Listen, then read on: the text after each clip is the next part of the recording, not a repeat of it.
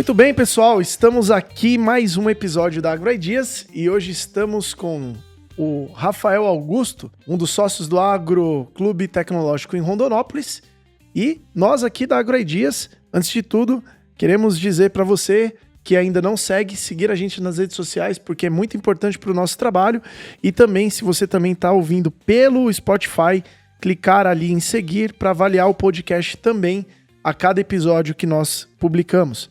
Se você puder colocar aqui sua contribuição e comentários também aqui nas redes sociais, vamos ficar muito felizes de poder compartilhar nossas informações com vocês.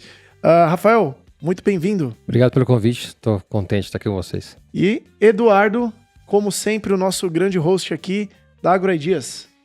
Bom, prazer em estar conversando aqui novamente e hoje o papo ele é de alto nível, né? Vamos falar da parte técnica, da parte estratégica. Estamos recebendo então o Rafael Augusto, que é engenheiro agrônomo, nascido no Colorado, no Paraná, filho de produtor rural, formado em agronomia e biologia, que é um currículo invejável, né? Digamos assim, com mestrado e doutorado em melhoramento genético de plantas. Foram mais de 8 anos de atuação na TMG, onde nos últimos 6 anos liderou o desenvolvimento no setor agritech e inovação. Atualmente é sócio do Agro Clube Tecnológico em Rondonópolis, um ecossistema que conecta produtores a soluções tecnológicas mais adequadas às suas necessidades. Prepare-se para uma conversa que vai da genética ao campo, passando por inovação, tecnologia, transformação digital e o futuro do agronegócio brasileiro, né? Então, Rafael, muito bem-vindo e eu acho que para dar início, como eu comentei, o teu currículo é invejável, né? A tua história é muito boa, como a gente já vinha conversando antes dos bastidores. Começa contando um pouco para nós como é que começou aí a tua jornada dentro do agronegócio. Beleza, obrigado. Tô contente de estar aqui com vocês hoje, bater esse papo, poder falar um pouquinho da minha história aí. E como você disse, eu sou filho de produtor. Isso estava intrínseco já no nosso dia a dia, mas esse currículo todo, um pouco até criativo, né? Mudando de um segmento ali, se focando na biologia, depois indo para a genética, ele tem um motivo e pouca gente sabe. Então eu gostaria de contar para vocês aqui esse ponto. Por favor. Eu tive a oportunidade, eu vejo isso hoje como uma oportunidade, né? Meu irmão, ele nasceu com uma doença genética chamada distrofia muscular Duchenne. Pouca gente conhece. A distrofia muscular é uma doença degenerativa. E isso fez com que buscássemos conhecer essa doença, né? E o meu irmão, Gustavo, é um cara surpreendente. É uma pessoa que eu tenho o privilégio de conviver com ele, né? E apesar de ele estar no Paraná e eu lá no Mato Grosso hoje, a gente mantém-se conectado o máximo possível. E o Gustavo, a família toda foi buscar soluções. E naquele momento, o projeto Genoma Humano, a pesquisa em células-tronco, né? Isso tudo era o caminho. É o caminho, né, para esse tipo de doença. E acompanhando isso, antes de pensar na minha carreira acadêmica e tudo mais, fez com que eu admirasse muito esses profissionais de genética. Sim. E eu achei que era possível buscar esse caminho aí, né? E busquei, né? Por isso que a minha primeira formação, eu foquei em genética, né? E o foco era genética humana, né?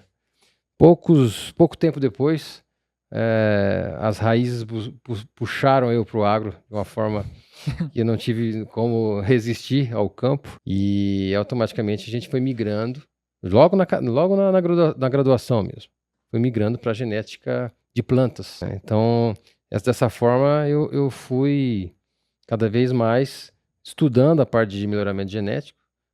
Finalizei minha graduação em biologia na Universidade Estadual de Maringá e entrei direto no mestrado em melhoramento de plantas na agronomia. Emendei a agronomia, fui pro doutorado, até era um conselho dos professores, aproveita o embalo, cara, senão é uma carreira acadêmica que... Você se formou com quantos anos? O doutorado? Eu, com 26 anos, já tinha finalizado o doutorado já. E é bem raro, né, cara, ver alguém fazer doutorado antes dos 30, assim, tipo, é bem raro mesmo. E a gente... Na sua turma, quantos caras tinham? Eu era o mais jovem ali da turma de doutorado e mestrado ali, né? Então foi bem legal, uma experiência fantástica para a vida. Você acha legal fazer doutorado antes dos 30? Cara, hoje, se você voltasse no tempo, você faria de novo? Não, acho que hoje não. Por quê? Porque hoje eu entendo que o foco do doutorado ele é muito voltado mesmo para aquilo que você quer aplicar, né? Lógico, o doutorado naquele momento era muito acadêmico mesmo, professor, né? E hoje, se você conseguir sair para o mercado de trabalho e ter esse foco onde você quer chegar e voltar a fazer um doutorado, cara, fica muito top. Então, eu acho que essa experiência de campo faz você ser um profissional totalmente diferenciado no mercado. Profissional esse que eu fui entender depois que eu fui para a parte prática mesmo. Ou seja, para você hoje vale mais a experiência de campo, vivência, do que o diploma. Cara, hoje eu concordo com você plenamente que a experiência de campo ela é fundamental. Sabe o que é importante na metodologia que você aprende? A metodologia que você aprende, a disciplina que você aprende de estudar faz com que você siga processos de forma correta e entregue resultados. Então, assim, fazer uma dissertação de mestrado, fazer uma tese de doutorado, isso prepara você para situações. Então, isso ninguém te tira. Agora, não necessariamente o teu título vai te levar para um lugar acima. O que vai levar você a outros patamares é as experiências que você vai colher no campo. Eu acho que existe sempre um conflito interno, né, de tempo que a gente tem em relação aos estudos, né? Pô, será que eu dediquei muito tempo estudando e aplicando menos? Porque tem até pesquisas aí no mercado que falam que o Brasil tem vários doutores que não conseguem ingressar no mercado de trabalho porque estudaram demais e não adquiriram experiência e estão lá com a idade de 30, 40 anos. E aí você, como conseguiu se formar, fazer o doutorado com 26, de fato você ainda estava na idade de entrada no mercado, vamos colocar assim. Mas eu vejo que o processo científico de seja qualquer tipo de formação, ele existe, óbvio, tanto na graduação e ela vai a um nível maior, né, no mestrado e no doutorado, nos ajuda muito a questionar, a padronizar e a pesquisar coisas, né? Eu acho que sem a faculdade é impossível também. Eu não defendo aquela tese que o cara que não estudou nada consegue debater qualquer assunto com quem é formado. É impossível. Né? O que eu vejo hoje é que tem pessoas que desenvolvem uma capacidade de criar os cenários na sua cabeça, visualizar esses cenários e aplicar isso. Então são poucas pessoas que conseguem isso e criam empresas fantásticas aí. Mas assim, no geral, se você não tiver um passo a passo para acompanhar, e a faculdade te dá isso. Então não é necessariamente um caminho a percorrer. Não existe essa fórmula, eu acho.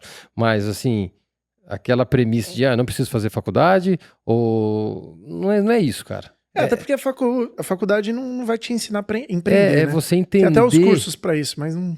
então assim, eu acho uma baita oportunidade quem puder fazer uma faculdade. Quem tive a oportunidade que eu tive. Eu fiz faculdade integral, cara. Então eu me dediquei naquele momento para a universidade. Então foi fantástico, cara. Fantástico. As experiências que eu tive na universidade, profissionais e pessoais, foi um privilégio, cara. Privilégio. Você vai parar pra ver quanto tempo tu ficou estudando, dá pra se dizer. Quanto tempo, quantos anos? Você pensa 4 anos de faculdade, mais 2 anos de mestrado e 2 anos e pouco de doutorado, 8. Né? Emendando ali. Então, agora tu pega, por exemplo, assim, vamos botar 15 anos então. 15 anos estudando, 15 anos. Não tem como tu não sair com uma contribuição em cima de 15 anos estudando. Então, tem. Só que assim, o que tem, acontece? Se você fizer, nada contra, e espero que não estejam ouvindo aqui, mas sociologia, filosofia hoje no Brasil, que são cursos de humanas bem polêmicos, eu não sou contra. Sim. Mas tem cara que tá 15 anos na USP lá, meu. Não, sabe o importante isso aí, cara? A gente tem que reforçar... É complexo. É que depende muito, igual como o Rafael comentou antes, por exemplo, vai muito de qual é teu objetivo como vida profissional também, Exato. Então vai contribuir mais ou menos dependendo desse objetivo. Só que eu vejo no sentido de preparar, por exemplo, eu fiz técnico agrícola e depois a faculdade, por Sim. mais que em algum momento tu diz assim, aquilo que eu aprendi na faculdade hoje não me serve tanto, eu não uso aquilo ali o tempo inteiro, mas ao mesmo tempo aquilo ali te prepara para outras coisas. Por exemplo, um exemplo para mim é a parte de pesquisar. Por exemplo, a faculdade, querendo ou não, te ensina a pesquisar, a buscar informação, te dá talvez mais clareza, te dá uma visão crítica. Então, eu acho que ela te prepara para outras coisas, não só o conhecimento que está ali. Então, assim, eu gosto de reforçar que a metodologia que você aprende nesse ambiente de faculdade, de pós e tudo mais, ela é muito útil. Principalmente para você aplicar isso no campo e esperar o resultado chegar. Então, você planeja o seu resultado baseado em metodologia e aí você sabe o porquê das coisas que estão acontecendo. Então, tem casos que o cara é nato nisso. Ele consegue ter uma visão, não gosto de ser clichê nos termos, uma visão holística do negócio, mas é extremamente importante você ter uma visão do todo. E quem consegue ter essa visão do todo antes, fantástico. Quem não consegue entender ainda, tem que passar pelas etapas e todo, e o foco é o resultado final lá, cara, você tem que fazer um curso para aprender isso, entendeu? É o mal do mercado hoje, o cara não ter essa conexão com o campo, o estudante que sai de doutorado não conseguiu virar a chavinha de entender que agora eu preciso... É outro jogo. De outro jogo, Vamos fazer então aqui até porque a gente se estendeu essa parte aqui de formação e é bem legal. Mas eu vejo que é o seguinte, não tem problema ninguém fazer um doutorado. Não, tá louco. Mas Fantástico. É loucura. É loucura. E esse é um ponto que eu acho que vale para qualquer curso, independente de agronomia. Sim. É loucura você depositar toda a sua vida, se você não vai seguir na carreira acadêmica, direto, depositar. Você faz a faculdade com 18 anos. Começa, na média, né? Sim. Fica mais 8 anos. Tu tá falando ali de 1/3 da tua vida, você já ficou na faculdade. 2/3 se colocar o colégio. Então você passou 2/3 da tua vida estudando. Sem entrar no mercado de trabalho, aí tu chega lá com 30 anos, 28, e quer ir pro mercado de trabalho, já com diploma de doutor, tu não vai aceitar ser um estagiário. Esse é o ponto. Esse é o ponto de querer começar lá embaixo. Porque, de fato, você estudou pra caramba, mas a teoria é uma coisa. Ah, mas o cara é doutorado. Eu entendi, mas a teoria e prática andam separados. Então, talvez esse seja o conflito de todos os doutorandos aí que não estão ingressando na parte de pesquisa mesmo e indo para a parte acadêmica. Porque o cara faz doutorado esperando ir para o mercado de trabalho já com um salário maior porra, demorou demais. Isso é cativeiro e selva. Tu tá preparado dentro do cativeiro. Foi pra selva, o jogo é outro. Nossa, perfeito. Golaço. Também acho isso aí. É isso aí. É isso aí. Porque o cara... a gente tem aí uma deficiência muito grande técnica em várias áreas. E aí, pô... enquanto você ficou lá 8 anos, 10 anos estudando, teve 3 ciclos de pessoas entrando ali então, naquela vaga. Particularmente, o que eu fiz nesse tempo de mestrado e doutorado? Eu sempre busquei sair do meu status quo ali, pessoal, né? Eu sempre busquei mais. E isso realmente, eu tenho que aplicar isso. Por que eu tô falando isso? O meu mestrado, eu já busquei um negócio diferente, que estava num boom de cana-de-açúcar, então meu mestrado foi focado em cana-de-açúcar. Não tinha nem esse segmento na universidade. Hoje existe o segmento devido ao projeto meu e do Hugo.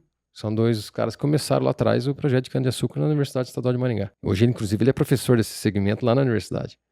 E aí, cara, no doutorado, a gente buscava a prática. Então, tem um departamento que chama RIDESA, Rede Interuniversitária de Desenvolvimento Sucroalcooleiro. Esse segmento aí era, na prática, a pesquisa de melhoramento de novas cultivares de cana-de-açúcar. E então a gente queria ir para o campo. Então a gente ia para o campo, fazia esses trabalhos e trazia a informação para a parte teórica. Então, mesmo hoje, o que eu somo de parte de pesquisa é essa prática de você também fazer levantamento do campo desde a graduação lá, buscar sair daquele ambiente de academia e buscar empresas privadas. A gente ia para as usinas de cana-de-açúcar e ver o dia a dia como é que era uma usina, percorrer esse campo. Então, desde lá, eu sempre tentei buscar essa parte prática aí. E quando eu saí da universidade e fui pro mercado, cara, eu senti o baque na hora, cara. Não porque é porque eu realmente não tinha experiência. Então, eu tive que dar passos para trás, mas tentei 1-2 meses, não deu certo, cara, eu não vou esperar o mercado achar a minha cadeira. Eu vou fazer minha cadeira. Então, isso aqui é a dica que eu trago para qualquer estudante, cara. Você tem que fazer a sua carreira. Cria a sua carreira, cara. Você tem que se antecipar e fazer criar a sua oportunidade. Ninguém numa empresa ou em qualquer lugar vai te colocar numa cadeira, num cargo, enquanto você não está mostrando o resultado disso. Eu sempre uso o exemplo da camisa. Eu acho assim, quando a tua camisa para aquele cargo estiver rasgando, pô, essa camisa não serve mais para esse cara. Precisamos dar uma camisa de gerente para esse peão aí. Porque a camisa dele já tá apertada. Sim. Agora, eu não vou te dar uma camisa larga e você tá sobrando ainda, cara. Então, assim, busque entregar o resultado, busque o foco, planeje a sua carreira, você cria o seu caminho, cara. Independente se você está saindo do doutorado, se você está saindo da faculdade, cara. Hoje o mercado tá implorando por profissionais assim que criam. Tá faltando, né? Gosto demais. Tá faltando até no profissional de nível básico. Principalmente nível básico, eu acho. E eu tô para dizer que o fenômeno do profissional de nível básico começa a aflorar no Brasil, né? Porque em países desenvolvidos, né, como Estados Unidos, Europa, né, na Europa como um todo, profissionais de nível básico, que a gente fala de nível técnico de serviço, ganham mais que médico na Europa. Ah, você tá duvidando? Pode buscar aí na internet. Hoje um cara que instala ar-condicionado na Europa e nos Estados Unidos pode ganhar mais que o médico. Então, vamos E eu tô vendo isso no agro. Operador de máquina fazer mais grana, um operador de máquina que é freelancer, cara, fazer 20, 25 mil, tem médico ganhando 10, 12, 15 mil por mês. É verdade. Eu acho que assim, saindo dessa parte da academia e indo para a parte prática, né? Depois a gente pode trazer esse exemplo que você trouxe para o dia a dia lá do melhoramento, onde a gente entrou da academia e foi para a parte de campo, né? Onde eu tive a experiência que a TMG me deu ali no melhoramento genético, né? Empresa privada, brasileira, gosto de reforçar, que, cara, a mão de obra era o fator e é ainda o fator que limita tudo, sabe? Tá, deixa eu só te fazer uma pergunta que antes tu comentou da parte de cana e aí já me veio na cabeça um assunto que tá quente sobre isso. Talvez se tu tem alguma informação a respeito. Já imagino. Já imagina do que seja. Vamos lá. A super cana do Eike Batista, o que tu tem a dizer sobre ela? Ah, cara, é complicado, viu? Eu não vou ser específico nesse tema, mas a cana, ela chegou a patamares aí, né, depois do etanol de segunda geração. Foi algo incrível que já superou a expectativa. Então, eu acho que a gente tem materiais que estão vindo aí melhorados com outras espécies, estão fazendo material específico para biomassa, específico para teor de açúcar. Então, a gente tem essa pesquisa acontecendo, né? E a gente tem programas muito bons do CTC, né, que eu reforço, o CTC, o Centro de Tecnologia Canavieira, em Piracicaba, né, a referência em germoplasma, em materiais. Então, assim, eu diria que existe muita coisa nova chegando. Não te digo que é a supercana que foi anunciada aí, mas com certeza o programa de melhoramento brasileiro hoje tem programas específicos para atender a demanda atual. Porque impressionante, algum tempo atrás eu fiz um levantamento, uma pesquisa a respeito de parte de energia, né? Cara, você vai olhar a parte de biomassa, é uma absurda quantidade. E eu particularmente conheço pouco do mercado todo como de cana, mas ele é um mercado extremamente fantástico e impressionante que se faz com a produção dela. E realmente, a parte de melhoramento e conseguir aumentar o desempenho dela, já tem um desempenho fantástico, acredito eu, né? Se você pensar na minha tese de doutorado, a gente mostra lá, conseguimos provar que a cana-de-açúcar, não sei se o pessoal sabe, mas a cana-de-açúcar, ela rebrota. Então tem a cana brota, cana soca 1, soca 2, soca 3. Essa cana, você vai perdendo a produtividade dela ao longo dos anos, de acordo com os cortes que você vai fazendo. O que acontece na cana-de-açúcar, para vocês entenderem? Cada vez que você corta a cana, ela tem que multiplicar todas aquelas células somáticas ali para criar uma nova planta. É o colmo que a gente chama da cana-de-açúcar, né? Vai perfilhar esses colmos aí, então você tem que produzir mais biomassa. Cada ano que você corta essa cana e ela tem aquela genética pronta para produzir açúcar num teor, né, de cultivar, de variedade, cada vez que você corta ela, você vai reforçar a mutação somaclonal que acontece ali para que ela produza mais lignina, mais estrutura foliar, estrutura de planta. Isso faz com que cada vez mais ela produza estruturas de lignina e menos açúcar, porque ela toda energia em outra coisa. Toda hora ela está sendo cortada. Toda hora ela tem que corte, estrutura. Então isso faz com que em 5, 6 anos você tem que trocar todo um canavial e replantar a cana. É um custo extremamente alto. A pesquisa genética mostra e inclusive o foco da minha tese foi esse, que uma cana de 7 anos cortada é geneticamente diferente daquela cana que foi plantada no primeiro ano. Dentro da mesma espécie, ela é mais diferente do que entre espécies. Então a gente provou que uma cana-de-açúcar de duas variedades de cana-de-açúcar, elas são mais próximas geneticamente do que uma única variedade cortada depois de 7 anos, de tanta mutação somaclonal que acontece dentro do processo. Então, assim, tem muito estudo genético que a pesquisa básica traz para tentar melhorar, né, a produção. E um desses processos é entender que tipo de bioquímica a gente vai usar para aquela variedade específica de cana, porque ela tem mais biomassa, mais lignina, que tipo de estrutura, processos biológicos ali, ou bioquímicos, vou utilizar com uma cana que tem mais açúcar. Então, a gente tem muita coisa na literatura ainda para utilizar antes da cana, da supercana. Em termos de biomassa, a quantidade é a mesma? Não. Diminui também. A lignina influencia na biomassa, no caso? A lignina ela vai fazer mais parede celular, né? Então vai fazer com que tenha mais estruturas e menos açúcares, né? Então você perde produção de açúcar e vai ter mais biomassa.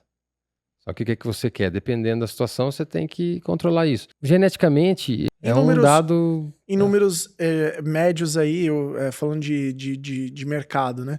Hoje a gente tem o maior mercado de produção de cana-de-açúcar do mundo, é o Brasil. E a maior empresa, né, que é o Grupo Cosan, Raízen, junto com a... A maior empresa do agro hoje é essa empresa. Inclusive, né?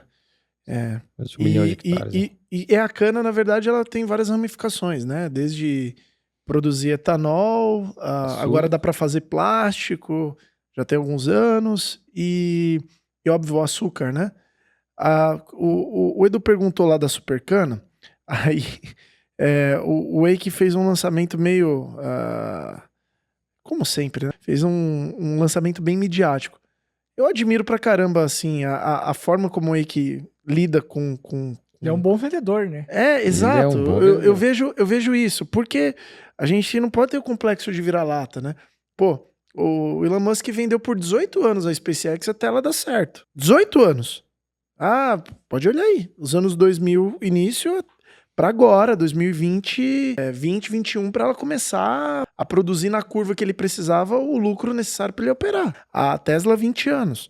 E agora tá passando por dificuldade. Então, eu tô falando de paridades diferentes, obviamente, né? Elon Musk e Wake. Mas o Wake, sim, por muitos anos foi o maior empresário brasileiro.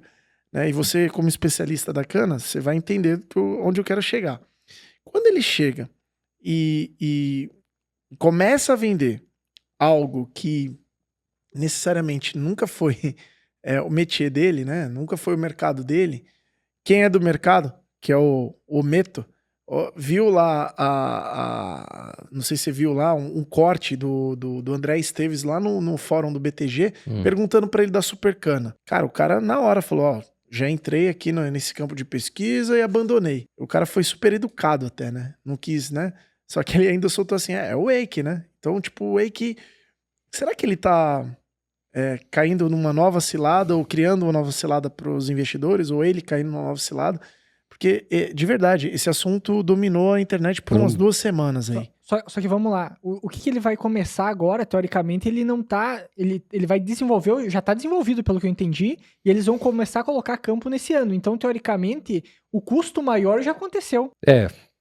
Bem, gente, eu tenho que... porque assim, se o projeto foi abandonado pela Cosan, alguém dê continuidade. Inclusive, o grupo de pesquisadores que estavam na Cosan continuou. E eu já vi isso acontecer no campo de pesquisa universitário e científico, de empresas abandonarem uma certa tecnologia e outra vir dar continuidade e o negócio decolar. Pode ser. Vai duvidar? Né? Eu vou falar para vocês, o setor de cana-de-açúcar, ele é pequeno.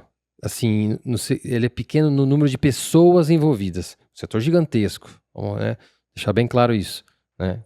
São Paulo ali, liderança incrível de produção de cana-de-açúcar, quantidade e tudo mais. Mas o grupo de pesquisa é um grupo que todo mundo se conhece, né? Então, eu reforço que nós temos bons pesquisadores, nós temos que trazer essa potencialidade do Brasil na cana-de-açúcar, né? E eu acho que isso tem que ser vendido mesmo. A gente tem projetos de canas realmente porte diferente, número de biomassa diferente, capacidade de utilizar isso na indústria de formas diferentes, né? Como você falou, até plástico, a gente já vê isso aí há um tempo. Então, eu acho que tem que ser reforçado e é super legal ele trazer isso. Agora, a forma como que é vendido isso pode ser que fica muito midiático e pouco explicativo, porque você pode ver que todo mundo vem trazendo essa pergunta, e sempre está aparecendo isso nos últimos dias aí. O que você acha da supercana do Eike Batista? Não é, entendeu? Então, assim, qual que é o impacto disso de novo? De produção Qual a variedade da cana? Eike Batista. Qual que é o impacto disso na cadeia produtiva? Se é focado para álcool, etanol, lógico que isso aí também tem a questão da commodity no mercado. De acordo com a tendência, os caras trocam lá na esteira, né? Vai para álcool, vai para açúcar.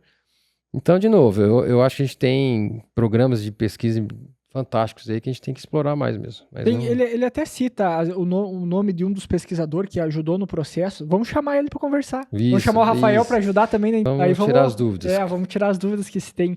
Hoje, só para se ter uma ideia, quanto que custa para fazer um melhoramento, por exemplo, de cana? Cara do céu, uma pergunta de milhões aí. Porque assim, para você começar um programa de melhoramento, é milhões, cara.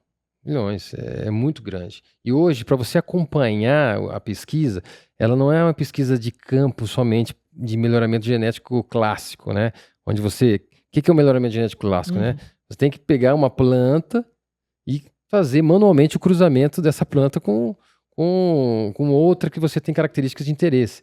Na cana-de-açúcar, né, você tem que gerar sementes de cana-de-açúcar. Não sei se o pessoal conhece, mas a cana-de-açúcar dá sementes, né? Ela vai soltar um pendão, e esse pendão vai gerar o pólen e o cruzamento é realizado ali a campo, e é algo bem manual, né?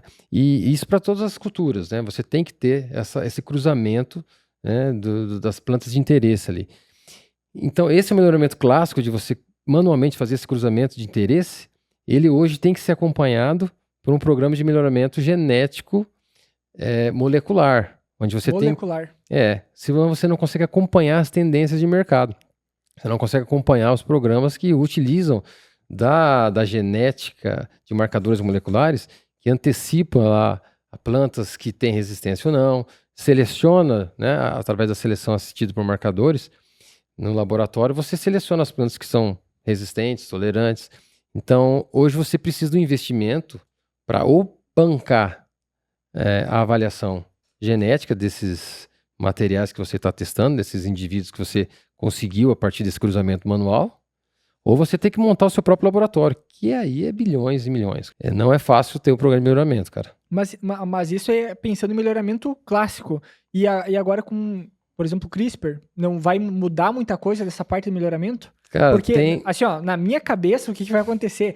Vai ser uma revolução, vai acontecer muito mais rápido, variedade nova chegando mais rápido, porque parece ser muito mais fácil e mais prático do que era até então. Assim, não é tão simples assim como a gente vê nas revistas, né?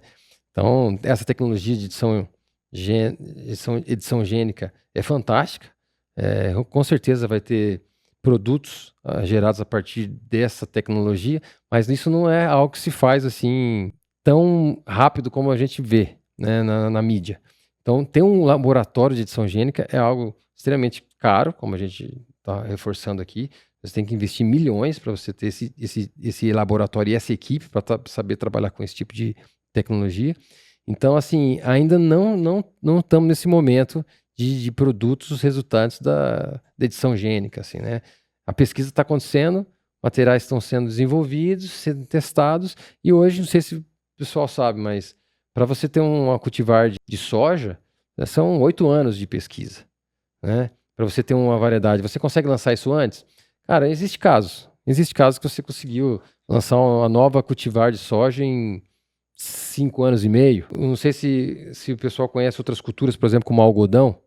O algodão, cara, são 10 anos para você gerar um cultivar de algodão. De novo, essas tecnologias de edição gênica, o melhoramento assistido por marcadores moleculares, tudo isso em curto tempo. E são técnicas que a gente tem que usar para ser competitivo no mercado. Senão, a gente está vendo lá fora as empresas aí de de melhoramento investindo forte, né? O melhoramento clássico, ele prevalece no caso, porque eu lembro quando nas aulas de melhoramento, né, tu tem que observar todas as plantas que estão ali e tem que ter um olho bem afiado, digamos assim, né, para buscar as características melhores.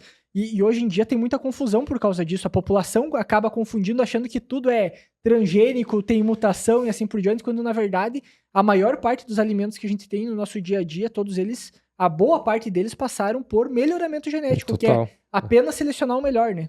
Eu tive uma experiência envolvendo o Rafael. Eu sou um cara da tecnologia, do TI e tudo mais, e eu acho legal até falar essa parte aqui como leigo, né? Do assunto de melhoramento.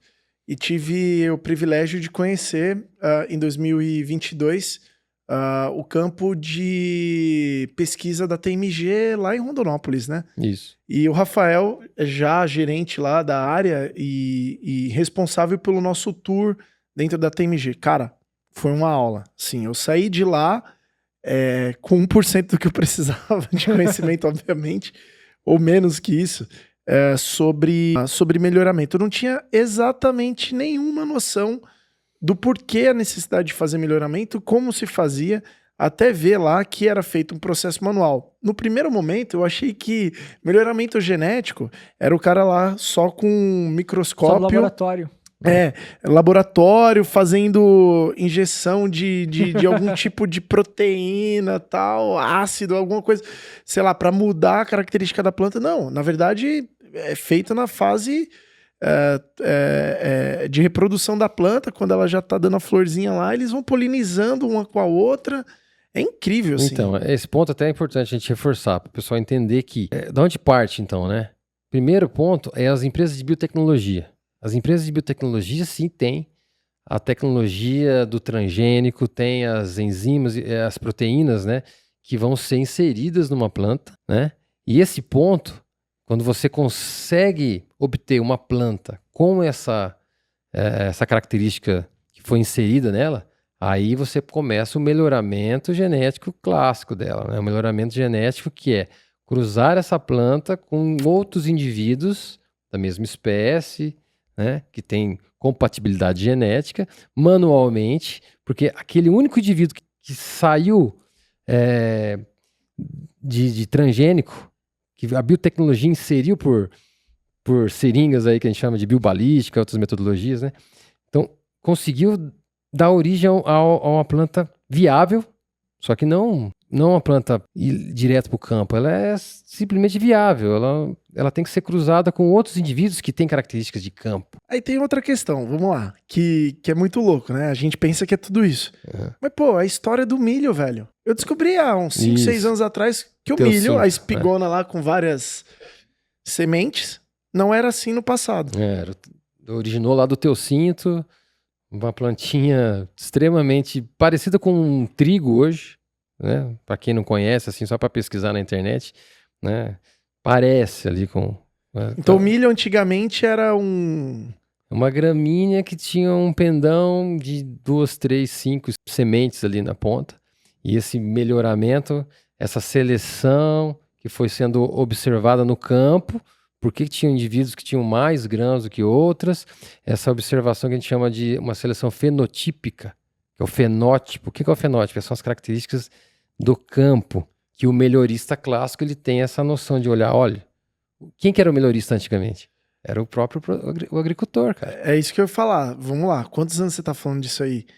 Por exemplo, o milho, então, naquela época era um grãozinho, ou 2, 3 ou 4. Na espigueta ali, né? Espigueta. Era um dedinho, assim, né? Pra chegar ao que é hoje, a gente tá falando de quantos anos, Rafa? Putz, cara, eu não sei ao certo, cara, mas assim, alguns centenas milhões de anos aí. Milhões? Milhares de anos, né? Milhares de anos. Ó, pra te ter uma ideia, laranja não existe. Eu não vou...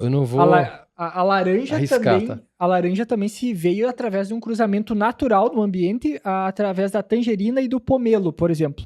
Alguns dias atrás, eu tinha escutado no podcast Os Sócios lá, né? O pessoal falando lá, por exemplo, sobre alimento, origem dos alimentos, e daí o pessoal tinha falado da couza, da canola. Isso, que é a canola. A canola não existe, a canola ela foi inventada.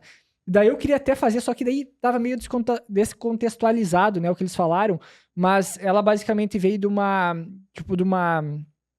um nabo e de uma mostarda, por exemplo. Isso. Só que isso aconteceu naturalmente no ambiente, se cruzou e criou a couza. Aí a couza, o pessoal utilizava ela para lubrificação. Há milhares de anos atrás já se utilizava. E recentemente, lá na década de 80, 90, o pessoal pegou a Muito couza, recente. tirou um ácido ali que tem nela para deixar apropriada para o consumo, e aí veio a canola, daí se transformou em canola que hoje a gente vê. Só que daí na cabeça do pessoal, eles criaram uma planta que não existia. Teoricamente, tudo foi criado através de cruzamento, foi melhorando. Tem uma teoria, inclusive, no livro Armas, Germes e Aço, que que é quem domina o planeta Terra, a espécie que mais predomina no ambiente Terra, ela, teoricamente, está na liderança, digamos assim. E aí entra o questionamento, nós que domesticamos as plantas ou as plantas que nos domesticaram, né? Pelo fato de que hoje a gente vai... Antigamente, né, a explicação é que a gente pegava lá o trigo, botava embaixo do braço, caminhava e os melhores selecionados ficava no caminho. E aí depois eu voltava, coletava os melhores e aí automaticamente eu ia criando trigos melhores em um só ambiente. E aí começou o melhoramento a partir daí. Então sempre se buscou melhoramento. Os próprios animais fazem um melhoramento. Sim, tem vários exemplos básicos assim, né? Por exemplo, para continuar com a ideia do milho, né? O milho, até pouco tempo atrás, como é que você selecionava, né? O produtor que já tinha o formato de milho, né? Então as espigas eram colhidas e ele sempre se separava. Você pode perguntar se você tiver o avô, o produtor, né? Um tio-avô mais antigo, o que ele fazia para guardar o milho lá na tuia dele, no armazém dele? Ele quebrava a ponta e a parte de baixo da base do milho e só o meio ele usava para plantar, que são as sementes com mais homogêneas de melhor qualidade. Então ele tirava a base, tirava a ponta, então ele estava selecionando as sementes para plantar no próximo ano. Né? E quando que parou essa parada de o produtor fazer a própria semente? Isso é bom. Cara, isso é fantástico, né? Porque hoje a gente vai dar um salto já aí direto para a indústria, para as empresas obtentoras de biotecnologia e de semente hoje, que é um monopólio controlado por elas, né? Então, a partir do momento que esses grandes grupos começaram a produzir a semente para vender essa semente no mercado, isso fez com que a gente tivesse essa tendência toda, inclusive uso de químicos, maquinário, tudo focado e na tendência desses grandes grupos, desse monopólio de sementes hoje que a gente vive. Vamos dizer, parece que a palavra monopólio é sempre pesada, né? Monopólio, oligopólio, as pessoas colocam muita coisa negativa nisso, sim, né? Sim. Mas eu sempre defendo o lado da empresa porque, de fato, olhando como empresário, eu digo assim, para tu manter uma estrutura baseada, muito investimento. Tu é doutor, tu ganha salário de doutor. Eu tenho vários doutores. E aí, eles estão lá pesquisando há 8 anos um melhoramento. De fato. Aí a gente tem um grande problema nesse mercado do agro, que é a pirataria de semente, que já são 2 problemas. A pirataria baseada numa semente falsificada, que usa aquela marca como referência, aquela variedade. Isso é um crime, inclusive, obviamente. E a outra base que é a replicação clandestina daquela variedade. Aí cria-se essa polêmica. Eu acho que muitos produtores, eu já vi alguns defenderem sim a indústria, outros nem tanto. Assim, fica, mas é um monopólio, a gente tem que ficar pagando. Mas, de verdade, às vezes, você que trabalhou aí como melhorista muitos anos aí, 8 anos. Cara, quanto tempo demora para se pagar um tempo de pesquisa, melhoramento, para chegar no mercado? Você falou 7 anos. Sim. São 7 anos produzindo. É a mesma coisa que o produtor ficar lá na fazenda dele, produzindo 7 anos, sem poder ganhar R$1. É isso aí. Mas quer ver um... É isso aí. Como é que dá escala nisso, cara? Então, de fato, às vezes, se no terceiro ano, né, Edu? Se o cara, no terceiro ano de venda, bombou lá aquela semente, e os caras começam a piratear aquela semente, algum tipo... Não vai prejudicar a indústria? Culturalmente Só que no milho não dá pra fazer isso, né? O milho... Não dá? Não, porque o milho é um híbrido. E o híbrido não... Tu não vê produtor salvar semente de milho porque não dá, porque é um híbrido. Já cultivar tu consegue, no caso da soja. Então é por causa do cruzamento. Então, pode explicar melhor essa questão da linhagem? E essa questão, eu queria até reforçar esse ponto que o Nicolas falou, né? Quando eu disse que a cadeia começou a melhorar, a cadeia de sementes começou a melhorar literalmente as plantas, a biotecnologia chegando ali já foi um outro, já mais recente, né? O avanço, né? Com defensivos, a parte química e tudo mais.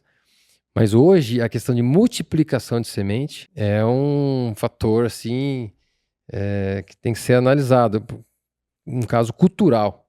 O pessoal não entende que salvar uma semente é uma coisa, mas você piratear a semente é outra coisa. É verdade. Né? Então a gente tem que... Essa cultura do brasileiro não pode ser uma coisa... Falar que o brasileiro dá um jeitinho. Não é assim, cara. A gente tem muita pesquisa, muito trabalho, inclusive empresas nacionais aí trazendo, né, o diferencial a gente pode falar do diferencial do cerrado, né? De melhorar essas plantas para chegar no cerrado e ser hoje esse líder mundial aí, né? De sementes, de grãos, né? E tem aqui também, né? Aqui em Campo Mourão, região, que a variedade é bem diferente. Totalmente diferente. Por conta até do solo, né? Terra vermelha. Então tem toda essa pesquisa de se é híbrido, né? No caso de plantas que produzem híbridos. A questão de edafoclimática, né? Onde que essa planta se adapta à condição. Então outro ponto do melhoramento genético que a gente não reforçou é o que você mais gasta além de toda essa parte de estrutura, pessoas, laboratório. Você tem que fazer os ensaios. Esses ensaios têm que ser distribuídos em várias regiões edafoclimáticas diferentes. Então, imagina que você tem que ter uma parcela daquela cultivar plantada em, sei lá, 40 locais diferentes no Brasil. Então, são gastos assim para você chegar ao resultado de entender que aquela cultivar é específica para aquela região, para aquele produtor, cara. Tem que valorizar muito isso. A empresa investiu, fez todo o campo de pesquisa elaborado para falhas, porque não é mil maravilhas, né? Vai ter falha, vai ter quebra ali, Sim. Aí volta para pesquisa. Lança o produto no mercado depois de 7 anos. 3 anos depois começa a bombar, aí começa a aparecer pirataria, começa a aparecer esse tipo de uso indevido da semente. Não dá para não defender, né? A indústria. Não, nesse caso... Não dá. Então eu acho que nesse contexto, eu acho bem salutar a gente defender a indústria, porque ela... e aí tem a Embrapa também, né? Que faz um trabalho extraordinário. Sim, foi extremamente importante, né? Foi extremamente importante no começo dessas adaptações. A Embrapa foi criada, né, num momento assim importantíssimo no Brasil, né? A gente só importava, né? A gente não exportava nada, né? Depois do desenvolvimento da Embrapa, esses pesquisadores que foram desbravando aí o cerrado e adaptando o que a gente já tinha para o sul do país, né? Eu sempre falo que a gente tem que enaltecer essa importância dessas instituições aí, o que elas fizeram para chegar até aqui, né? E por último, uma pergunta só por último que eu digo nessa questão de genética, porque a gente tem muita coisa para falar ainda aqui, né, pessoal? O Rafa, como eu disse, grande especialista e como vocês estão vendo, até nas explicações mais técnicas, ele é um grande especialista na área de melhoramento genético. E a gente está aproveitando muito disso aqui. Mas sempre que a gente fala de melhoramento genético, de genética como um todo, vem a questão acompanhada ali, polêmica. E é óbvio que você não vai sair daqui sem responder a pergunta polêmica. Por que os ativistas anti-agro batem tanto na tecla contra os transgênicos? Qual é o problema do transgênico, se é que ele tem um problema? Qual é a vantagem do transgênico, se é que é uma vantagem? Obviamente eu tenho algumas respostas internas, mas, pô, a gente está aqui para ouvir um especialista, uma pessoa que tem doutorado na área e estudou para isso. O transgênico é um problema? Cara, o transgênico é a solução. O transgênico tem algumas explicações fáceis, né? A gente entender que uma planta transgênica, ela tem uma proteína que impacta diretamente num inseto causador de um dano na planta. Então, a gente tem que entender que o transgênico ele vem para romper uma barreira de produtividade e qualidade, né? E utilização de produtos que ajudam esse rendimento no campo a patamares que não conseguiríamos chegar sem eles, né? Então, ter a segurança alimentar que a gente tanto fala, sem o transgênico, é algo difícil de se alcançar. Hoje, praticamente tudo que a gente utiliza tem um produto transgênico, né? Não faz mal para a saúde humana transgênicos, né? Então, uma forma fácil de explicar o público que não trabalha nesse segmento, que não está no dia a dia, né? Você tem introdução de segmentos que produzem uma proteína que vai impactar diretamente nenhuma espécie de inseto, de invertebrado, né? Isso faz com que ataque ou células da digestão de lagartas, no estado específico de desenvolvimento dessas lagartas. Então, assim, você vai ter transgênicos específicos para algumas pragas. A lagarta é o mais conhecido de todo mundo, né? Você tem alterações nessa lagarta e ela sente esses cristais que ela ingere, que são produzidos pela planta, e ela acaba vindo a morrer. E não deixa, assim, com que a produção caia, porque as folhas vão permanecer lá na planta, e essas folhas vão fazer a fotossíntese, vão possibilitar que enche os grãos, e a planta tem um rendimento que a gente tanto espera. Então, o transgênico, ele não atua contra nós, né? Pelo contrário, ele é uma grande ferramenta que fez com que a gente chegasse nos patamares que a gente chegou hoje na produção. Se eu não me engano, a gente tem umas 7 plantas que são utilizadas no Brasil que têm ocorrência de transgenia, digamos assim. É uma quantidade bem pequena. A maior parte, eventos de transgenia tem bastante, mas, digamos assim, plantas hoje que se cultiva no Brasil de forma geral não são muitas. Se eu não me engano, pelo que eu lembro, era 7, pode ser que seja mais hoje. Mas, por exemplo, é algodão, é cana, é soja, milho, né? Isso. Então, é essas principais. Mas olha a quantidade, e o resto tudo é melhoramento genético, né? Então, exatamente. E o mais louco de tudo é que olha o quanto foi se economizando, principalmente quando a gente fala de defensivo químico, né? Quem critica a transgenia é quem critica o defensivo. Porém, com a transgenia eu utilizo menos defensivo. E isso não é falado, né? Ou o pessoal não consegue ver esse lado. Então, a transgenia eu acho que é um papel extremamente importante que a gente vai ver. Obviamente, existem algumas precauções que são tomadas, né? Questão de segurança, principalmente por causa daqueles cruzamentos que a gente comentou antes, que podem ocorrer de forma natural e muitas vezes eu passar a transgenia para uma espécie que não é desejada. Então, alguns cuidados que tem que se ter, mas de qualquer forma é uma segurança alimentar que hoje a gente tem, né? Sim, não. Eu puxei alguns números aqui para acrescentar ao debate. Legal. 90% da soja e do milho americano é transgênico.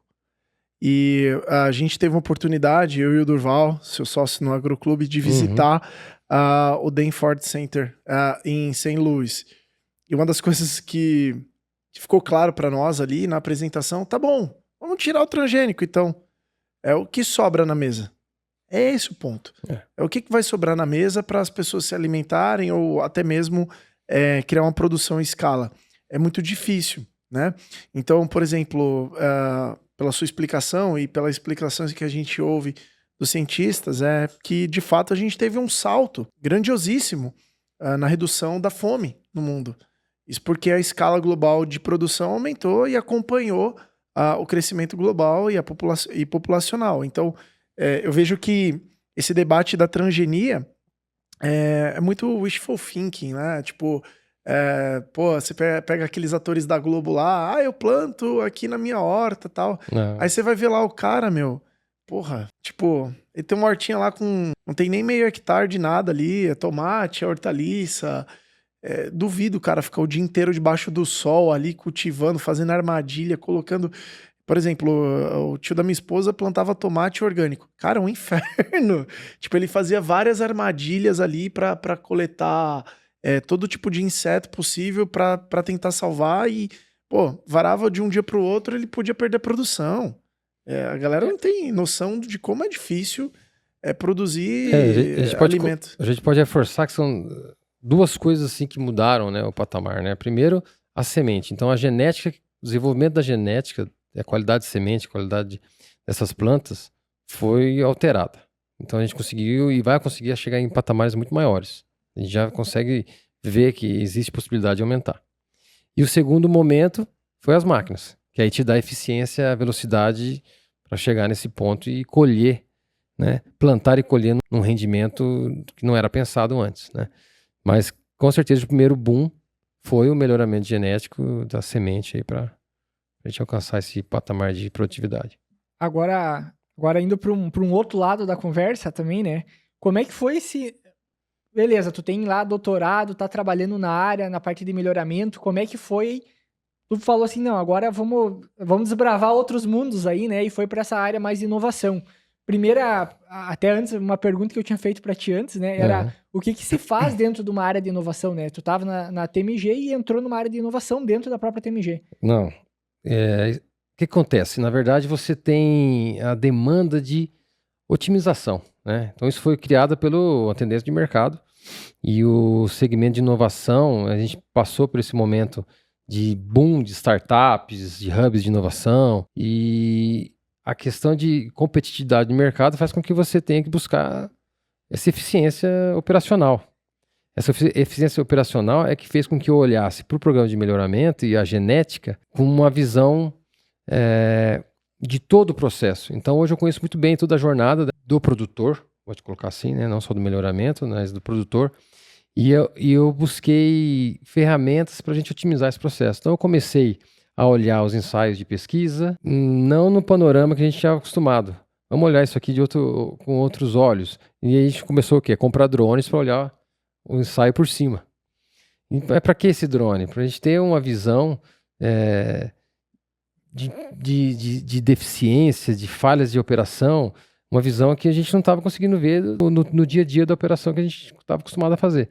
Então, a gente começou a ter acesso a tecnologias que iam aumentar a nossa entrega. Então, como que a gente poderia fazer o lançamento de uma cultivar de soja em 5 anos? Como é que a gente poderia lançar um algodão em 7 anos? E então, esse como fez com que eu buscasse algumas pesquisa no mercado, benchmarking com outras empresas. E em um determinado momento, eu tive a oportunidade de ser questionado e, cara, chegaram para mim, Rafael, você gosta de inovação? Você está envolvido com esses drones aí? Você gosta desse negócio? Eu falei, cara, eu sou meio curioso, hein? Eu acho que dá pra gente utilizar essas ferramentas, né? Quem sabe a gente poderia desenvolver um departamento sobre isso. E aí eu tive a oportunidade, então algo que não estava sendo realizado. O mercado já via necessidade e tudo mais. Então eu vi ali naquele momento uma mudança assim, de atuação, né? Mas que estava inserido no que eu conhecia. Como eu conheço muito bem a jornada, como é que a gente pode implementar ferramentas aqui para otimizar esse processo? E aí eu comecei, então, a desenvolver esse departamento, que logo depois a gente criou o nome de Agritech, e começamos a focar em ferramentas de otimização dos processos de melhoramento, melhoria contínua da pesquisa, né? E foi aí que eu me encantei com a inovação, né, com a tecnologia. Porque a gente precisa conhecer, testar. E aí começou, então, esse momento de provas de conceito, metodologia de inovação. E aí eu voltei de novo a estudar, né? Vamos estudar o que é uma gestão de projetos, o que é uma ISO de inovação. E foi assim que eu fui entrando, né, criando esse departamento de Agritech e deixando de lado ali o olhar de genética e olhando para o processo. Tu acha que a parte de melhoramento, como o processo do melhoramento te ajudou em outros processos, digamos assim? Total. Porque assim, é muito mais fácil alguém que conhece o processo dar palpites ali para melhorar o dia a dia do que alguém que conhece ferramentas, mas não conhece a realidade de onde colocar essa ferramenta para funcionar. E a gente pode evoluir isso para vários outros exemplos, né? Então, assim, conhecer bem o processo faz com que você consiga encaixar melhor a tecnologia, né? Então, a gente conseguiu olhar o dia a dia das operações, ver o que eram os gargalos e falar, cara, é aqui que a gente tem que atuar, aqui que a gente precisa ganhar tempo, né? Aqui que a gente tem que ganhar qualidade. Então, foi uma baita oportunidade para mim, né? Um aprendizado incrível, assim, que possibilitou eu estar hoje na frente de uma operação de busca por soluções, de aderência de soluções com o produtor, né? Que é esse contato com a operação, esse levantamento que você faz junto com o dia a dia ali da operação, né? Isso é diferente. Como que tu tá enxergando hoje essa questão da tecnologia? Porque quando a gente fala de agricultura digital, quando a gente fala de tecnologia no agronegócio, tem um leque gigantesco de coisa acontecendo ao mesmo tempo, soluções que prometem ser revolucionárias. obviamente tu tá próximo de muitas tecnologias e também tu tá hoje próximo, por causa do Agroclube, do produtor, entendendo a necessidade do produtor. Como que tu tá enxergando essas oportunidades com a parte da tecnologia que tu tá vendo como um potencial realmente, que realmente tá vindo para revolucionar aí a agricultura junto com o produtor? Vamos lá. Eu acho que essa questão de tecnologia, de agricultura digital, né, isso é um ponto importante, porque hoje se fala muito disso, mas não está bem descrito, né? Eu vejo várias oportunidades no mercado para agricultura digital e eu vejo que até as empresas elas têm tido um pouco de dúvida. Então, assim, eu acho que esse momento é um momento de que a gente precisa se comunicar melhor com o produtor, se comunicar melhor com as soluções, para que elas tenham realmente essa aderência. Então, fazer um levantamento dessas dores, isso são metodologias, de novo, e processos que devem ser elaborados, porque senão você chega tentando enfiar a tecnologia de goela abaixo no produtor e, cara, não está tendo essa aderência. Então, acho que é por aí, sabe? Eu vejo que o mercado tem muita tecnologia nova, para lançamentos novos disponíveis, não temos mão de obra para tocar essa tecnologia. Então, já entramos em outro ponto aqui, que é a capacitação operacional para tocar essa tecnologia. Eu não sei se o mercado percebe, mas o maior problema isso é para todos os mercados, mas para o agro ele está se tornando um pouco mais evidente, que é o seguinte: às vezes você cria muitas tecnologias para justificar o preço do produto, mas ele vai usar 20% daquelas tecnologias que você distribui ali. E, de fato, isso não é um problema, na verdade, do produtor, é um problema de quem fabrica. Porque o desafio hoje do mercado de vender, teve várias polêmicas envolvendo grandes fabricantes, eu não vou citar nomes aqui, e aí você vê o produtor, além de ter dificuldade de usar a tecnologia que aquela máquina super lançamento embarcou, ele, quando vai tentar aplicar isso, nem o operador dele é treinado, ele não tem conectividade. Aí vamos falar aí de várias empresas que faliram ou foram vendidas na área de telemetria e outras que estão patinando. Você vê que aquele recurso que parecia fantástico na hora da venda, na hora do dia a dia, o bom e barato e o básico funciona. Então, como é que você enxerga esse custo-benefício entre ultra tecnologias e tecnologia básica, assim, quais são as tecnologias de fato que você viu atualmente nos últimos anos aí que realmente fez diferença no dia a dia do produtor? Não. O Nicolas, sabe o que eu acho muito importante a gente reforçar? Que o básico bem feito ele tem que ser reforçado, sabe? Fazer o básico bem feito é muito importante.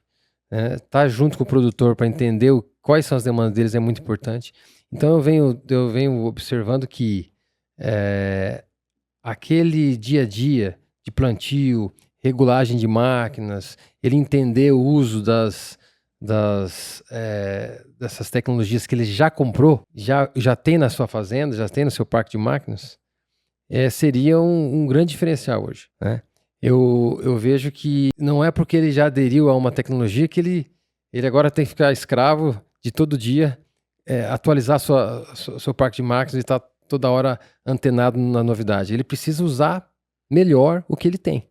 Então eu acho que a gente tem que estar direcionando os profissionais hoje para otimizar o que os caras já têm no campo, fazer o básico bem feito e aí entregar os resultados para eles de forma mais rápida, né? Por que eu falo de forma mais rápida? Porque o produtor e o grande grupo hoje que não consegue ter esse resultado numa safra, 2 safras, ele vai criando uma expectativa negativa com a inovação e vai achando que toda hora tem um cara querendo enganar ele. Então ele sempre acha que tem um picareta sentado na cadeira querendo vender algo para ele. E o que a gente tem que fazer é mostrar que otimizar os processos dele de forma rápida, né? O que ele já tem, e depois, cara, ir aos poucos incrementando, né, as operações deles ali. Então, eu acho que é isso, sabe? Você acredita que a gente está tendo um salto de novas tecnologias capazes de melhorar a produtividade significativamente? Assim, tipo, Ou não, a gente está seguindo o rito e está crescendo, vamos dizer, pouquinho a pouquinho. Uma tal. nova revolução agrícola a partir da tecnologia. Exato. Você enxerga que tem essa revolução toda que estão falando aí? Porque na hora de vender, bicho, eu vejo. É aquilo que a gente falou do Wake, né? A super cana tal, a super colheitadeira que agora não sei o que, bababá, aí tem a plantadeira tal, que não sei o que, e o pulverizador lá que enxerga antes de você e já pulveriza localizado. Como é que... Você já imaginou, ô Nicolas, se o produtor fizesse a conta que os vendedores chegam para ele, os representantes de tecnologia, fizesse a conta de cada saco a mais de soja por hectare que a tecnologia que ele está embarcando naquele ciclo desse, ele dobraria o rendimento dele por hectare. Eu adoro uma sketch daqueles meninos lá do Primos do Agro. Uhum. O cara vai fazer exatamente esse exercício. Cara. Ele pega assim uma caderneta e fala: Ô, João, você falou que aquele aminoácido lá, eu ia produzir mais 6 sacos de hectare. Aí ele, certo? Com aquela semente lá, eu ia produzir 60 sacos por hectare. Mas, pô, você vendeu também o adjuvante que ia ajudar na aplicação lá, mais 8 sacos. Ele, sim, seu Eduardo. Ele falando. Aí no final ele chega numa conta assim, somando tudo aqui, 160 sacos de soja por hectare. João, aí o Eduardo para assim, olha, respira e fala, mas tem que chover, né? Algo importante que a gente tem que reforçar, né? A agricultura é como se fosse um cubo mágico. Você mexe um lado dele, para achar a cor, você mexe do outro, né? Então, essa questão de vários fatores faz com que a agricultura seja muito complexa. E então, cara, eu acho que a margem de ganho, ela é muito pequena, né, financeiramente para o produtor. Então, ele tem que acertar na maioria dos pontos ali. Eu acho que a gente vai ter incremento de produtividade, sim. Exponencial ou gradativo ali, pequenininho? Gradativa, cara. Gradativa. Eu acho que a tecnologia vai ajudar a gente chegar nesse crescimento. Tem que usar. Eu acho que é um divisor de águas, sim, a tecnologia, o uso de dados, o planejamento para utilizar esses dados é muito importante. Vai dar certo. Hoje, o que é tecnologia necessária para uma propriedade rural? Pensando assim, vou começar uma propriedade rural ou já tenho uma propriedade, o que é indispensável ter de tecnologia na propriedade? Top, cara. Eu acho que pode parecer super simples, mas o planejamento de uma propriedade, ele tem que existir hoje. O planejamento antecipado, você usar um sistema que consiga organizar as suas contas, que consiga calcular o custo do seu talhão e te dar uma visão de como foi essa safra e você prever o gasto para a próxima safra. Cara, essa visão de empresa, planejamento, é essencial para um produtor hoje, agricultor hoje. É porque a gente vai vendo que o produtor que ele não tem muita organização, ele vai ficando muito à mercê do que está acontecendo em todo o mercado, oscilação de preço, e aí se tu vai tomar sempre uma decisão reativa ao que acontece no mercado, realmente fica muito mais complicado de conseguir ter uma organização e se manter estável nesse oceano, digamos assim. Você já vai ao ponto aí de melhor hora de venda, melhor hora de compra. Perfeito, isso aí é essencial. Mas se a gente der um passo ainda antes disso e olhar o pequeno produtor, o dia a dia, ele ter esse planejamento e ele conseguir ter um relatório simples, mas que ajude ele na tomada de decisão, ele vai conseguir enxergar aonde está tendo gastos que ele não está vendo. Para onde está escorrendo o lucro dele, né? E isso precisa estar anotado em algum lugar, precisa ter planejamento. Porque muita das tecnologias, muitas vezes o pessoal vai naquela fobia, digamos assim, né? De, isso aqui é uma coisa que eu preciso, que vai ser revolucionária, e que aí entra aquilo que a gente estava comentando antes sobre o que ajuda e o que atrapalha no processo. Muitas vezes a gente está buscando uma tecnologia que é para nos ajudar para ser mais rápido e quando tu vê ela tá mais atrapalhando o processo do que realmente ajudando, né? Não, vamos lá. Extremamente importante o que eu vou falar. A gente precisa criar pessoas. Essas pessoas têm que desenvolver o processo.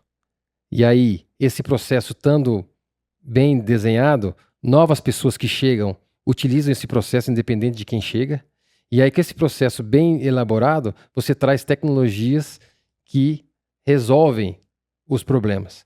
O que acontece no mercado é o oposto, e aí não pode dar certo. Você não pode trazer tecnologia sem criar uma cultura nas pessoas e sem criar processo. E eu gosto muito da ideia de ter um amigo seu, um amigo do clube, se não me engano é o Ricardo da Magi. Ricardo Moreira. Ele é fera, hein, meu? Gosto desse cara. A gente podia chamar ele aqui também. Ele é muito fera. Assim, ele tem uma visão espetacular de como a tecnologia tem que ser mensurada dentro do negócio. É o custo por hectare daquela tecnologia. Por quê? Porque ele traduz o anseio do produtor de estar investindo naquilo para ver o payback daquilo, o retorno, né? Porque o produtor rural, cara, na verdade, assim, ele tá deixando muito dinheiro na mesa, né? Quando eu vejo que o cara tá colocando lá, fazendo trabalhinho na caderneta, tá ruim. Mas também é aquele cara que acha que vai comprar os equipamentos de ponta e não sabe operar, que é o que a gente falou agora há pouco, né? Que só usa 20% daquela tecnologia, tá deixando dinheiro na mesa. Sim. Então, a gente vê desafios, né? Nós aqui da AgroIdeas, inclusive, a gente vê desafios na área educacional, do cara poder lá ter acesso, até quem vende hoje não oferece cursos de capacitação pro próprio aparelho que vende. Eu acho que é um puta de um negócio, velho. Tipo, você tá criando ali um produto que é revolucionário, vamos dizer assim, que vai melhorar a produtividade, mas você não tá treinando. E aí a gente fala, né, de várias escalas de tecnologia. Você tem tecnologia de equipamento, tem tecnologia na parte genética, ok, aí é plantar e torcer para chover, ok, né? Mas você tem tecnologias de aplicação que mudam todo o game. Então, só que você vê, pô, até na mistura da calda, Rafa, pô, tem vídeos aqui que a gente recebe, é assustador. O pessoal fazendo caldo e o negócio virando um queijo lá, porque misturou produto que não podia, e aí ele tem um puta prejuízo, por quê? Porque não tinha processo.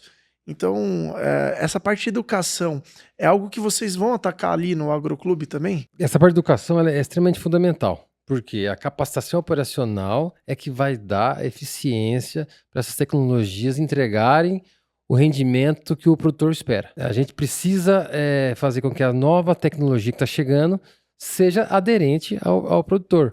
E a gente tem níveis de produtores diferentes, né? Esses produtores que têm já uma equipe, que tem um grupo dando todo o suporte, esse cara, ele precisa investir nessa equipe dele. Ele precisa fazer com que esse grupo saiba tirar o máximo proveito do equipamento. E hoje você tem lá o dia de campo. Como é que funciona o dia de campo no Agroclube? Essa questão do dia de campo é um momento de inovação, tecnologia, de conhecimento. É um momento que a gente leva para o campo demonstrações na prática de tecnologia de hardware e software, né? Faz com que o produtor ele não fique só preso a slides, PowerPoint, aquela apresentação. Ele possa videozinho ver, de WhatsApp? Ele pode ver na prática a ferramenta, o sistema funcionando e entender se aquilo cabe, né, é aplicável para a sua operação ou não. Então, o dia de campo chama-se Agroclube Conecta. Nós vamos ter uma edição agora, dia 29 de maio, em Sorriso, né? E é um evento que a gente roda várias cidades, trazendo demandas momentâneas ali por região e nunca se repete soluções. A gente sempre leva solução nova, é um momento realmente de conhecer o que tem disponível no mercado. O que você já levou lá nesse evento e o que você vai levar no próximo? A gente tem levado tecnologias, por exemplo, IA, a gente tem levado pulverização seletiva, a gente tem levado amostragem de solo de forma rastreabilidade, a parte de planejamento das propriedades com sistemas, né, de gestão. Então, ele é muito variado, mas desde produtos de prateleira, que eu falo assim, são equipamentos que você pode comprar e já adaptar na sua máquina, como produtos que são sistemas de acompanhamento, telemetria, rastreabilidade, gestão de combustível, né, que são, inclusive, temas que vão estar no próximo evento agora. Ah, legal. E para quem quer se afiliar hoje ao Agroclube, como é que faz, Rafa? O Agroclube ele nasceu para ser um clube do produtor rural. Então, a ideia é que a gente tenha o máximo possível de produtores associados com a gente, né? Esse produtor ele pode simplesmente conhecer o nosso projeto e se associar por uma anuidade, que a gente oferece para ele os nossos parceiros e produtos já validados, ou ele pode fazer por troca de pontos também. Ele pode usar os pontos da Orb e simplesmente se associar ao agroclube. E lá no clube ele tem quadra de futebol, piscina. Já te importante. fizeram essa pergunta já? Ainda não. Eu acho Como que não? Pô, boa. o agroclube tecnológico ele foca, né, então, nessas dores do produtor para sistemas e hardware, né? E a gente lá. Então, calma aí. Senão, lá não é um clube para o cara ir jogar bocha, nem tomar cerveja, nem na piscina. É um clube do quê, então? É um clube de soluções para o dia a dia do produtor. Pô, que legal, velho. Eu acho que tem alguns pontos que você levantou aí que podem ser importantes para a aderência desse produtor ao seu produto. Quem sabe um campo de bote, né? É verdade. Ou mais uma roda de mate, com certeza ele vai achar lá. Ah, Uma boa roda de mate e uma boa roda de conversa. Vocês ficam onde lá, o clube? O clube hoje ele está sediado em Rondonópolis, no Mato Grosso. Legal. E por que Rondonópolis? Rondonópolis ele é um ponto estratégico no Mato Grosso. Um entroncamento ferroviário e de transportes, e além de ser uma indústria do agro, onde tem inúmeras sementeiras, a Prosmate está lá, né? Temos um campo bem focado para a produção de sementes, e foi um ponto de encontro também de pessoas que acreditaram na ideia. Então hoje nós somos 4 sócios lá do Agroclube, 2 deles são produtores que investiram na ideia, um é a Sementes Tropical e o outro é o Grupo Botuverá. Fala o nome dos caras. O Vitor Grisan, da Sementes Tropical, e o Vicente Bissoni, do Grupo Botuverá. 2 caras fera, hein, meu? E é importante reforçar mesmo, e até agradeço ter lembrado de reforçar esse ponto deles, porque quando uma ideia nasce de dentro do agro, é diferente. Nasceu de dentro do agro para o agro. Né? E juntou a expertise do Durval, o cara que eu brinco, ele é um startupeiro, né? Ele Showman. O showman, um cara comercial extremamente bom no que faz, e ele viu essa demanda e ele que uniu esse grupo. Né? Ele foi o idealizador. Ele foi o idealizador do Agroclube e Como é que você juntou. entrou lá? Ele te chamou assim? Cara, direto? eu fui o primeiro contratado do Agroclube para trazer a parte técnica, a parte que foca na metodologia, na aderência das soluções e na criação de oportunidades ali do produtor com o que tem no mercado, né? Caramba, e aí se tornou sócio recentemente?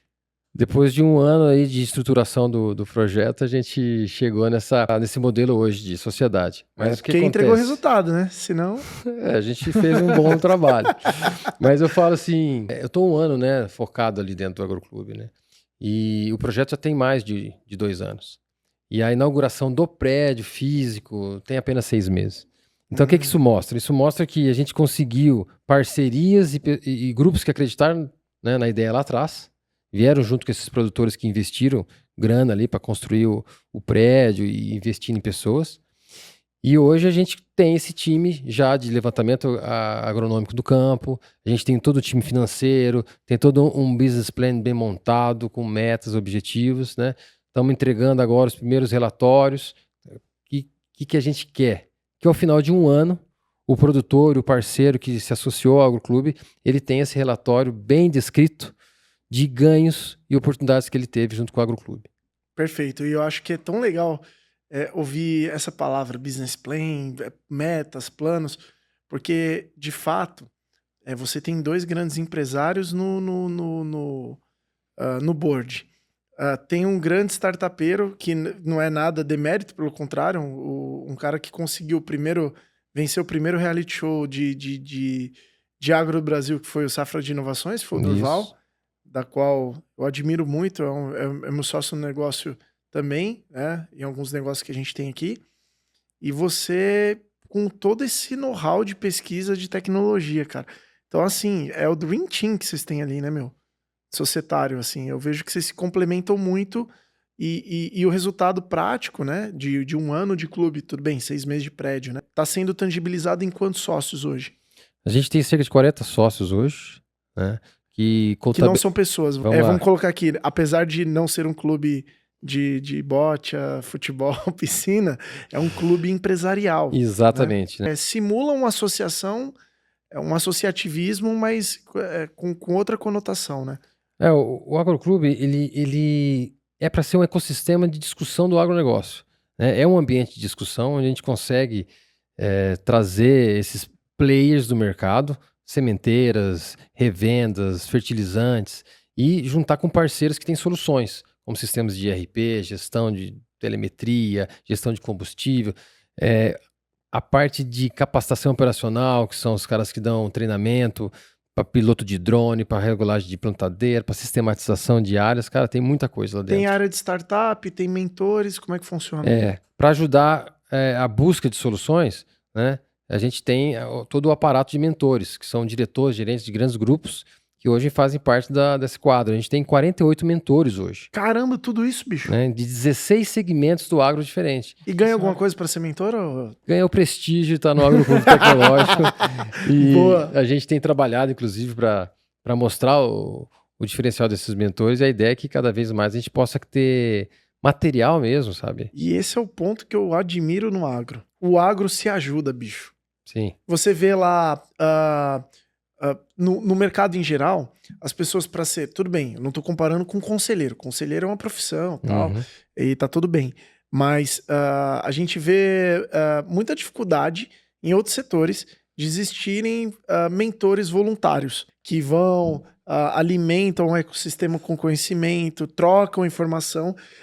No agro parece que as pessoas não se enxergam como concorrentes. Isso é lindo, cara. E eu vejo que é um dos setores mais unidos do Brasil, apesar de muitos falarem que não é, mas é muito mais unido que outros setores, né? Então você tem lá, por exemplo, pares de sementeiras, né? Que não se olham ali como concorrentes, mas cada um tem o teu público ali, né? E estão lá mentorando, né? São lá sócios no clube, né? É bem legal isso. Sim, a gente trabalha, inclusive, com a ideia de inovação aberta, né? Então, a gente consegue, inclusive, usar o conhecimento desses mentores para buscar soluções, buscar segmentos, várias empresas do mesmo segmento e mostrar a capacidade de cada uma. Porque o produtor, no final, ele que tem que escolher o que melhor adequa à sua operação. Então, essa é uma premissa que nós temos lá, né? Nós vamos dar opções para o produtor e ele vai escolher qual é a melhor opção que se encaixa na sua operação. E aí, para finalizar essa parte aqui do Agroclube, então o Agroclube, se eu tiver uma empresa, você falou bem a parte do produtor, mas se eu tiver uma empresa hoje e quiser levar uma solução, ao invés de bater na porta de 30, 40, 100 produtores diferentes, eu vou no Agroclube e o Agroclube valida essa minha solução para todos esses produtores e divulga isso? Como é que funciona? A sua solução, estando cadastrada no Agroclube, a gente faz esse sistema de validação que nada mais é do que um relatório de entrega do que você se propôs a entregar e onde que você está fazendo essa entrega. Não tem como mentir, não? Não tem como mentir. Essa que é o selo de validação que o Agroclube quer trazer para o mercado. Então a gente vai lá na prática e vê realmente essas entregas que estão acontecendo e abre esse relatório para todos os associados hoje, que englobam 1.250.000 hectares dentro do Agroclube. Caraca, bicho. Então, se você for pensar que dentro só do Mato Grosso hoje, nós temos os clientes ali de associados, produtores, nós temos uma carteira de mais de 1 milhão de hectares já sendo atendidos pelo Agroclube. Ou seja, o cara que vai no Agroclube, que tem o produto funcionando, que sabe que o produto dele vai resolver um problema, tá indo no lugar certo. Ele tem 1 milhão de hectares para vender. Tem 1 milhão de hectares para vender. E a vantagem maior que tu tinha me comentado antes, que eu achei fantástico, é em relação ao produtor. A quantidade de vantagem que o produtor tem só por participar em si, além de possivelmente entrar em contato com uma tecnologia de uma dor que ele tenha, por ter um diagnóstico da propriedade, isso já é um ponto importante. E isso que o Nicolas, que vocês comentaram, né, a respeito do fato de que no agronegócio o pessoal se ajuda bastante, se o produtor não ter sucesso, as empresas quebram. Então, eu vejo que o que vocês estão fazendo é uma forma de ajudar o produtor a ter mais sucesso naquilo que ele faz, e obviamente todo mundo se beneficia disso, né? Perfeito. O que a gente quer criar é realmente essa segurança e encurtar o tempo dele achar soluções para a sua operação, né? Sim. Não, eu acho fantástico, porque, veja, todo dia nasce uma solução. Qual a maior dificuldade para o empreendedor? Pô, eu tenho que criar o produto, eu tenho que validar, eu tenho que errar, né? Porque, veja, se a gente cria um produto e não testa, né? O problema é até a dor de cabeça de testar, né? Muito produtor não tem a paciência e tal. Aí a empresa também não tem fluxo de caixa para fazer isso. eu acho que ter um clube que valida isso, que permite que você possa errar, você possa construir ali uma melhoria no teu produto também, de forma aberta ali, é fantástico. Então, esses campos, vocês têm já algum campo experimental já para essas soluções? Tem algum produtor que doa algum talhão, alguma área para esse tipo de pesquisa? Como é que funciona? Cara, os associados que estão lá no Agroclube hoje, eles disponibilizam algumas áreas para teste. Então, muitos deles que são sementeiros, que são empresas já de pesquisa, nós temos parcerias com, por exemplo, o Instituto Mato Grossense de Algodão, a gente tem parceria com a Universidade Federal de Rondonópolis, o próprio SESC, FATEC. Então, nós temos outros ambientes também educacionais que a gente pode estar utilizando. Mas a ideia é que, validado nenhum associado nosso, ou então um futuro associado, abrir esse ambiente para os demais, muitas vezes é a mesma dor que eles estavam tendo, só que não sabiam que tinham essa oportunidade. Então é um ambiente para criar oportunidades, né, e fazer com que essa solução ela entre no Mato Grosso por alguma porta validada. E você deu exemplo agora, né? Às vezes eu tô com um problema que meu vizinho tem, mas eu não conversei com ele. E aí, pô, vou lá no Agroclube e vejo o cara lá testemunhando a favor de uma solução que pode me ajudar e eu tô com aquele problema. Fantástico. Essa é a ideia, a gente poder, o associado, ter automaticamente o acesso a um pacote de soluções, onde a gente já tem essa jornada do produtor desenhada, então ele já ganha um acesso a demonstrações e levantamentos automaticamente, sem custo nenhum. E ao longo da jornada do produtor, a gente vai vendo as oportunidades que podem ser criadas.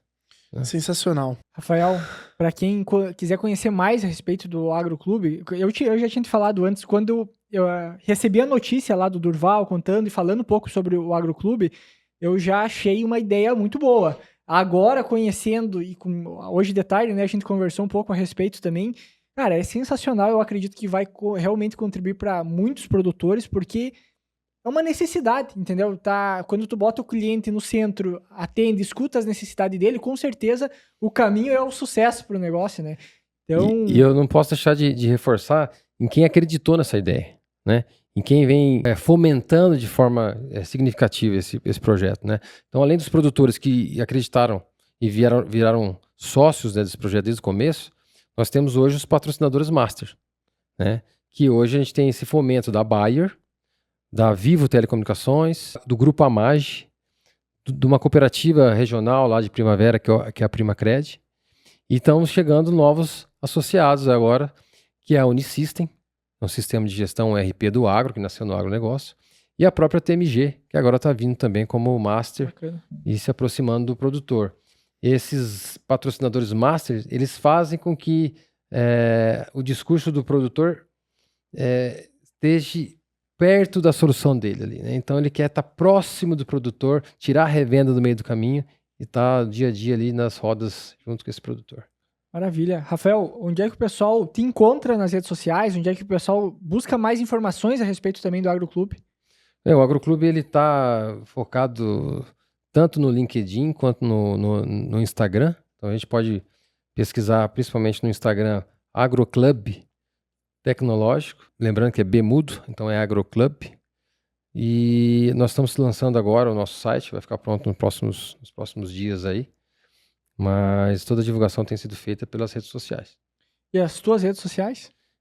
Doutor Agritech no Instagram e Rafael Augusto no LinkedIn.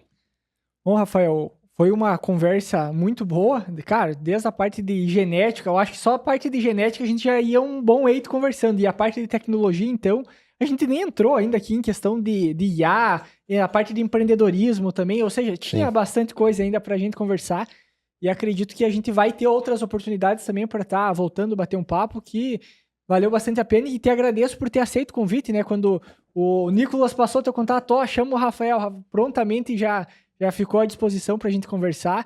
Hoje demoramos um tempo ainda para conseguir organizar tudo e gravar, mas que bom que deu tudo muito certo e foi muito boa a conversa e agradeço pela tua participação.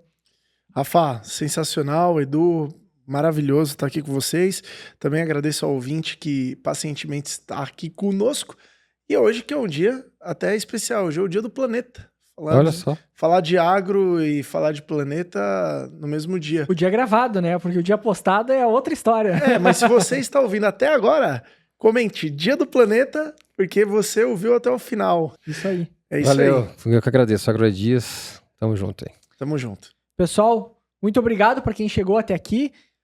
Peço para que indique para algum amigo, para algum colega, para quem gostou, para quem tu acha que vai estar ajudando com esse episódio, que com certeza vai estar contribuindo, porque se foi falado e trazido bastante informação aqui nesse episódio.